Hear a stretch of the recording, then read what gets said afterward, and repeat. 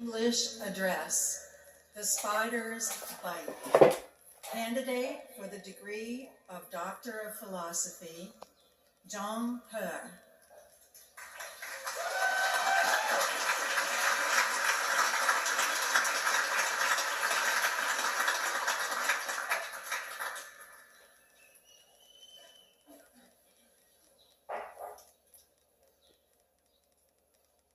When I was in middle school, a poisonous spider bit my right hand. I ran to my mom for help, but instead of taking me to a doctor, my mom set my hand on fire.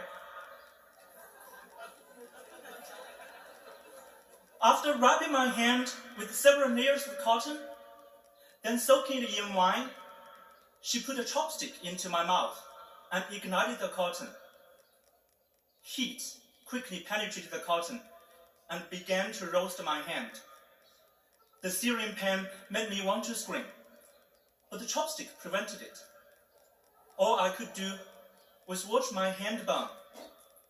1 minute, then 2 minutes, until my mom put out the fire. You see, the part of China I grew up in was a rural village, and at that time, pre-industrial. When I was born, my village had no cars, no telephones, no electricity, not even running water, and we certainly didn't have access to modern medical resources. There was no doctor my mom could bring me to see about the spider bite. For those who study biology, you may have grasped the science behind my mom's cure. Heat deactivates proteins, and a spider's venom is simply a form of protein. It's cool how that folk remedy actually incorporates basic biochemistry, isn't it? But I'm a PhD student in biochemistry at Harvard. I now know that better, less painful, and less risky treatments existed. So I can't help but ask myself why I didn't receive one at the time. 15 years have passed since that incident. I'm happy to report that my hand is fine. But this question lingers, and I continue to be troubled by the unequal distribution of scientific knowledge throughout the world. We have learned to edit the human genome and unlock many secrets of how cancer progresses. We can manipulate neuronal activity, literally with a switch of a light. Each year brings more advances in biomedical research, exciting, transformative accomplishments.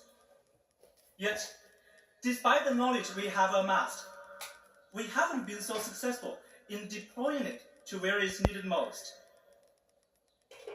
According to the World Bank, 12% of the world population lives on less than $2 a day.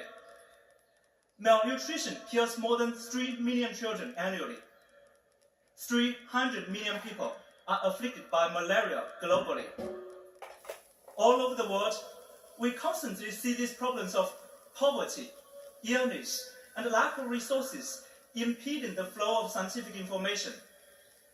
Life-saving knowledge we take for granted in our modern world is often unavailable in these underdeveloped regions.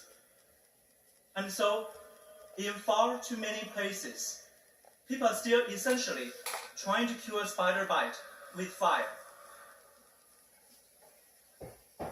While studying at Harvard, I saw how scientific knowledge can help others in simple yet profound ways.